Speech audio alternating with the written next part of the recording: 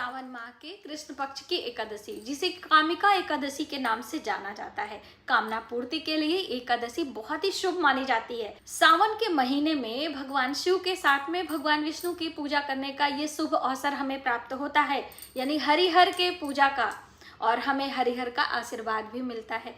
तो एकादशी का व्रत हम कब करें? 8 अगस्त को या फिर 9 अगस्त को।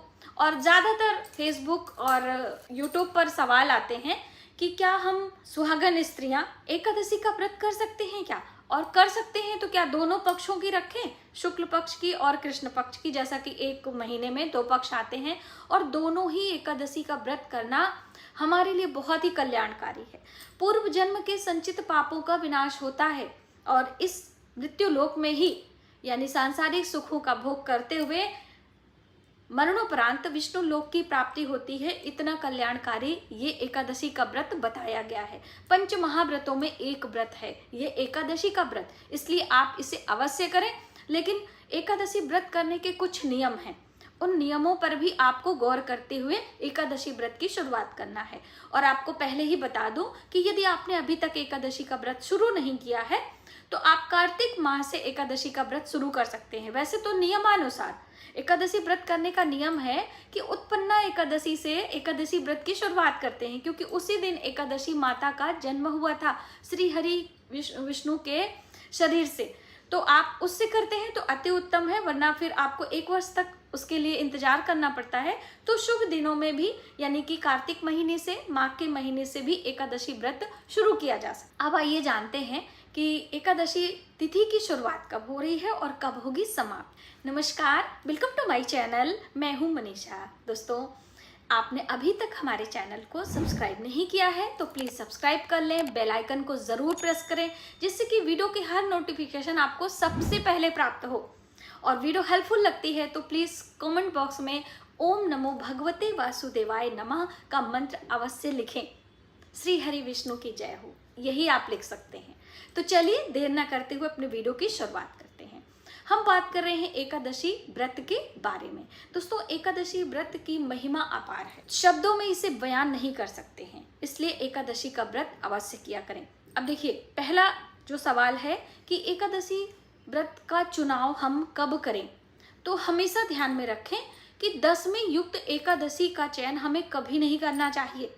कथाओं से हमें ज्ञान प्राप्त होता है, कथाओं में हमें सुनने को मिलता है कि माता गांधारी ने 10वीं युक्त एकादशी का चयन किया था और वहीं माता कुंती ने द्वादशी युक्त एकादशी का चयन किया था, क्योंकि वहां पर श्री हरि विष्णु यानी भगवान श्री कृष्ण ने उन्हें सलाह दी थी एकादशी व्रत करने के लिए। तो आप सभी इस चीज पर गौर करें। अब एकादशी तिथि की जो शुरुआत हो रही है वर्ष 2026 में, जो ये कामिका एकादशी है, वह 8 अगस्त को दिन है शनिवार, और दोपहर 2 बजे से एकादशी तिथि हमें प्राप्त हो रही है। और सुबह सूर्योदय के साथ में 8 अगस्त को 10वीं है, और दूसरे दिन रविवार को 9 अगस्त को सुबह सूर्योदय से लेकर शाम को हम बात करें, और एकादशी तिथि समाप्त हो रही है 9 अगस्त को दोपहर 11:05 पर, यानी दूसरे दिन दोपहर 2 बजे से शुरू हो रही है 8 अगस्त को, और उसके सेकंड डे यानी 9 अगस्त को 11:05 तक ही एकादशी है। उसके बाद द्वादशी तिथि प्रारंभ हो जा रही है। तो आपने व्रत का चयन किस दिन करना है? 9 अगस्त को, क्योंकि पहले दिन 8 अगस्त को 10वीं युक्त एकादशी है, इसका हम त्याग करेंगे। अब त्याग करने का अर्थ क्या होता है, ये भी बहुत सारे लोग कहते हैं। तो इस दिन हम सात्विक आहार ग्रहण करेंगे, चावल का त्याग करेंगे, बैगन, मसूर की दाल, मूली और ये सब चीज़ें हमें नहीं खाना होता है। और एकादशी वाले दिन हम फल फलाहार लेते हुए जलीय आहार पर रहते हैं, और सेंधा नमक आप ले सकते हैं यदि आपका स्वास्थ्य अच्छा नहीं है तो। और दूसरी अहम बात, भगवान श्री हरि विष्णु की पूजा माता लक्ष्मी के साथ में करते हैं। इस दिन पीले रंग की बहुत बड़ी महत्वता होती है, तो आप पीले रंग के वस्त्र स्वयं पहने, भगवान विष्णु को भी एक पीले पुष्प चढ़ाएं। तो देखिए, अक्सर बहनों के प्रश्न आते हैं कि दीदी आप पूजा मंदिर में अलग से चौकी लगाकर, कलश लगाकर पूजा करने की बात करती हैं, और क्या हम अपने पूजा मंदिर में ही रखे देवी देवताओं की पूजा नहीं कर सकते हैं वहाँ पर? बिल्कुल आप कर सकते हैं। अलग से आसन चौकी लगाकर पूजा करने की महिमा अलग है। आपके घर कोई गेस्ट आता है, आप साधारण भाषा में समझने का प्रयास करें। किसी विशेष तीज त्योहार पर या आपके घर कोई आयोजन फंक्शन होता है, तो आप गेस्ट के लिए, जो आपके रिलेटिव हैं, आपके ही रिश्ते हैं, आपके ही खून के संबंधी हैं, तो आप उन्हें अलग से आसन, अलग से चेयर, सोफा आदि की व्यवस्था करते हैं ना। साफ सफाई, साज सज्जा, उनके जलपान की व्यवस्था करते हैं ना। उसी प्रकार से कोई विशेष तीज त्योहार जब भी आता है, चाहे वो साप्ताहिक हो, मासिक हो, वार्षिक हो, उस दिन हम अलग से आसन देने की व्यवस्था करते, चौक पूरते हैं, कलश लगाते हैं, रंगोली बनाते हैं और फिर उन्हें आसन देकर उनकी पूजा अर्चना करते हैं। तो वो एक हमारा भाव प्रकट होता है। और आप चाहें तो जहाँ पर मंदिर में आसन आपने दिया है वहीं पर एक दीपक लगा दीजिए, कलश लगा दीजिए और पुष्प आदि चढ़ाकर, भोग लगाकर आप पूजा कर सकते हैं।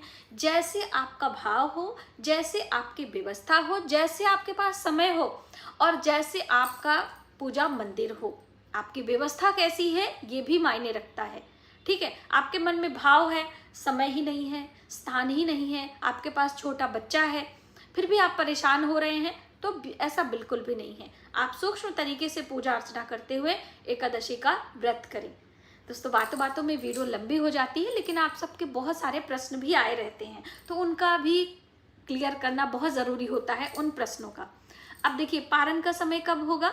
तो पारण का समय 10 अगस्त को होने वाला है, सुबह सवेरे, क्योंकि दोपहर 11:05 तक एकादशी है, 11:06 से द्वादशी लग जा रही है और फिर हरिवासर का समय प्रारंभ हो जा रहा है। रात्रि 1 बजे लगभग द्वादशी समाप्त हो रही है और पारण का शुभ समय 10 अगस्त को सुबह में 5:47 से लेकर लगभग 8 बजे तक आपका पारण का समय है। इस समय आप पूजा अर्चना करने के बाद एक थाली भोजन का दान करके पारण कर लें। अब देखिए, 10 अगस्त को सावन का सोमवार का व्रत है। बहुत सारी बहनों के सोमवार के व्रत होने वाले हैं। अभी ऐसे में हम क्या करेंगे? पारण कैसे करेंगे? बिना पारण किए हमें व्रत का पुण्यफल भी नहीं मिलेगा। तो देखिए, जब भी इस तरह के 2 व्रत आते हैं तो आप सिर्फ जल और तुलसी पत्र से पारण करें। अब ऐसा ना कहिए कि हम सोमवार पे भगवान शिव की पूजा करेंगे तो तुलसी पत्र कैसे खाएंगे और फिर पूजा कैसे करेंगे? भगवान शिव की पूजा में तुलसी पत्र निषेध है, आपने सेवन किया है। ऐसा नहीं है कि हम सेवन करके जल पीकर और पूजा कर सकते हैं। ठीक है, तो ये तो हो गई आपके पूजा की, और दोनों व्रत एकादशी और सोमवार एक साथ हम कैसे करें। दूसरी अहम बात, आप किसी सफर में हैं, आप किसी विशेष काम के लिए घर से बाहर हैं, तो आप मानसिक पूजा कर सकते हैं। कर्मकांड विधि से पूजा नहीं कर सकते तो आप मानसिक विधि से पूजा कर सकते हैं। देखिए, पूजा भी कई प्रकार से होती है, पंचोपचार विधि से, षोडोपचार विधि से, मानसिक विधि से। षोडोपचार का अर्थ होता है 16 प्रकार की चीजों को अर्पित करके। पंचोपचार विधि 5 प्रकार की चीजों को अर्पित करके। मानसिक विधि से कि कोई भी कर्मकांड विधि से हम नहीं करेंगे, एक आसन पर बैठकर मन में ध्यान करके हम ईश्वर का ध्यान करेंगे। हे ईश्वर, हमने व्रत रखा है जिस भी देवी देवता का, और उन्हें हम आसन दे रहे हैं, स्नान करा रहे हैं, पुष्प चढ़ा रहे हैं, धूप दीप दिखा रहे हैं। इस तरह से भाव करते हुए हम पूजा कहीं भी कर सकते हैं और कहते हैं ये पूजा सबसे सफल मानी जाती है। इसमें हमारा कुछ भी नहीं होता है। जैसे कहते हैं ना, हींग लगे ना फिटकरी और रंग भी चोखा होए। तो इस तरह से आप कर सकते हैं, बहुत ही शुभ होता है। दान के लिए भी इसी प्रकार से है, आप दक्षिणा निकाल दें, आप कोई खाने पीने की चीजें हैं, फल है, लेकर किसी को भी दे सकते हैं। एकादशी का दान ब्राह्मणों को, जरूरतमंद को आप किसी को भी दे दें, वो सब चलता है। स्थितियां परिस्थितियां देखते हुए हमें समय में चीजों में फेरबदल करना चाहिए।